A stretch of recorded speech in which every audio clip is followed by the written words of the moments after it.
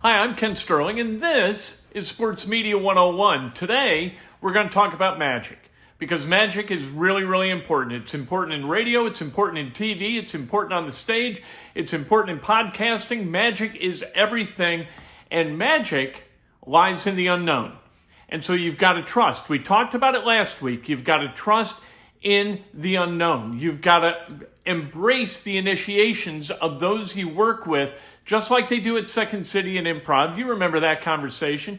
That's where the magic is. When you go to a Dead and Company concert, Bob Weir and those guys who used to be in the Grateful Dead, or with Fish, those jam bands, what they're looking for is they're looking for that groove. And that's where the magic is in music. It's the same thing in radio. It's the same thing in TV. It's the same thing in print. When you get on a roll writing and your brain just shuts off and all of a sudden you're just typing the words and you're not even thinking about them, that's where the magic is. Magic is the key. And how do you find the magic? If you're a manager, you need to find the magic in the people. You need to find friction in the people. You need to find people who get along together well enough to trust each other and have disagreements.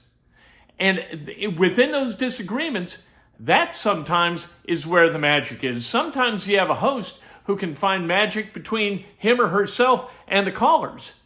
And that's pretty good. Guests are rarely magical. And that's a shame, because we like having guests. Hosts love having guests.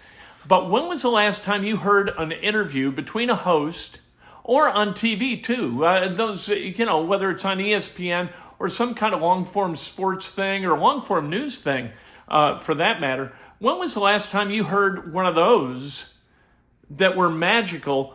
And here's how I'll define magic. Magic is when a listener or a viewer or a reader will talk about what he or she saw to friends, because that is where the marketing for the show is. You want people to talk about your show, right? If they talk about your show, other people are going to come in, because those people who have consumed your show found it to be magical and then convey that message to who they're dealing with on a daily basis. Those people are trusted within those specific circles, and all of a sudden you see a huge uptick in use, right? Or in social media, in shares and in likes. And that's where you kind of get the growth in your use. And that's what it's all about, right? It is. Magic. I'll give you an example of magic, okay? When I was the program director at 101 ESPN in St. Louis, we had a show in the afternoon with three guys, and they were all really, really good guys. It was Randy Carricker, DeMarco Farr, and Bob Ramsey. And there was no palpable magic. It was very amiable. Everybody liked each other. They sounded fine together, but there was no magic. And we had a guy doing the periodic stints on the 6 to 7 show, which was like St. Louis Baseball Tonight. And his name was Chris Duncan. He has since passed away tragically of brain cancer. Horribly sad. Dunk was an agitant. He agitated things. And when he filled in, this is how things work in media sometimes, and it's just not fair. When he filled in for Bob Ramsey on the fast lane, I wanted to hear what that sounded like, because Chris Duncan mixed things up. He wasn't trying to go along to get along and just get through the 4 hours unscathed and then go home and go to sleep. He was trying to do something in radio that was really, really cool. He was trying to have conversations with people that were honest and kind of revelatory. And he did. For that week of vacation that Rammer took off, Chris Duncan sat in there, and wow, you couldn't leave the radio. You couldn't leave the speaker. And that kind of magic, when you hear it, you have got to respect it, and you have got to try with all you have to replicate it. I had a conversation. So anyway, Chris Duncan became part of the show, and that radio station took off, and then tragically, months later, he was diagnosed with brain cancer, and my God almighty, that was just, not from a radio standpoint, but from a personal standpoint, because Chris Duncan, one of the great guys of all time, played played left field for the St. Louis Cardinals. After not really playing left field almost at all, he was a first baseman in the minors, and they had Pujols, so Duncan gonna replace Pujols, and all of a sudden he's in left, and he's like, Jim Edmonds was playing center. What do I do? Where do I go? Jim Edmonds got him through. Anyway, Chris Duncan, as a part of that show, that station really took off. That's what you want. I talked to Mitch Rosen. Mitch has, and I don't think he's still there, but he's doing other stuff, running The Score in Chicago. 670 The Score, one of America's great sports talk stations. And I was talking to Mitch, and Mitch is kind of like, what do you love about radio? And so I gave kind of that textbook answer. And I said, what do you love about radio? And he goes, I love the magic. I love those afternoons or those mornings when the hosts just combust and it sounds so cool. I live for those moments of magic with my staff. To hear coming out of the speakers that magic is so cool. I'm looking forward to the next time that happens. That's what I want. And that was a great answer. And I love that answer. And that's what we were trying to do in St. Louis. That's what we were trying to do here in Indy at the Fan. It's not just about making the meter, bounce. It's not that. And it can't be about that. Or radio's dead. What it's got to be about is magic among the hosts. Not amiability, but every once in a while combustibility. That is where the cool lies.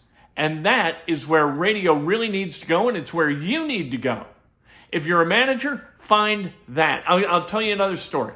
Okay, we've got Bob Kravitz is like the dean of sports media in Indianapolis from a columnist standpoint. He works for The Athletic, and in 2007, he worked for the Indianapolis Star.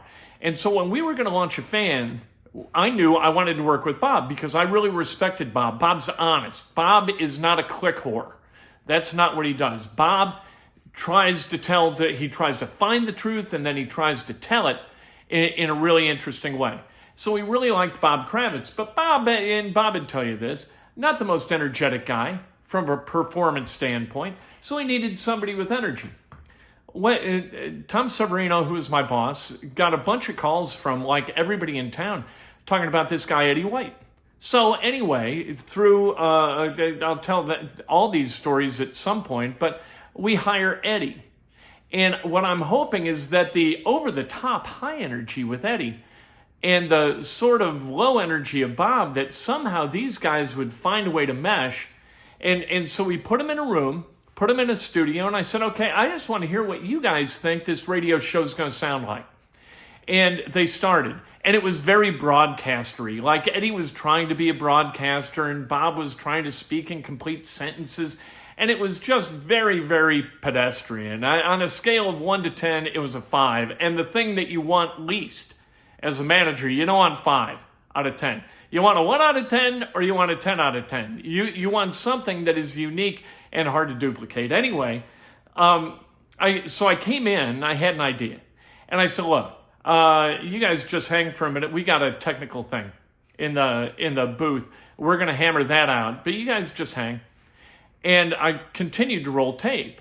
And those guys then started talking about sports, not as broadcaster Eddie White and broadcaster Bob Kravitz, but as Kravitz and Eddie. Like they were just hanging talking about sports. And I listened for about 3 minutes. I was, hot damn, that's a show. So I went back into the studio and I said, boys, we got all we need. You just do that 3 hours a day and we got no worries. And that's exactly what they did. And to me, that is still a gold standard radio show, sports talk radio show in the city of Indianapolis for a two-guy show. Not a lot of two-guy shows in Indianapolis. Dan Dakich, an A-level gold standard show, but that was one guy. To put together two guys and have them kind of sync like Kravitz and Eddie did was awesome. And there was magic in that show. It wasn't always great, but it was magical, and they knew each other well enough. They got to know each other well enough to trust each other and go on that trip every single day together. That's where the magic is. You've got to trust each other. You've got to enjoy each other's company. And you've got to know that at the end of the day, whether if your show ends at 6, then at 6 o'clock, it's over. And you go home and you kick that show out of your head. And if you screwed it up and you made mistakes, that's fine. You got tomorrow to go after it again. So remember, trust yourself, trust your partner, trust your producer, trust your board op, whoever is on this ride with you, trust your listeners. Trust them enough, and you're going to get to a point where you can, I'll give you another magic. All right, this is also in Chicago. Kevin Matthews did a show on the Loop AM 1000 for a few years. It was a midday show. And every once in a while, like Kev, and he would go into Steve Dahl and Gary Meyer.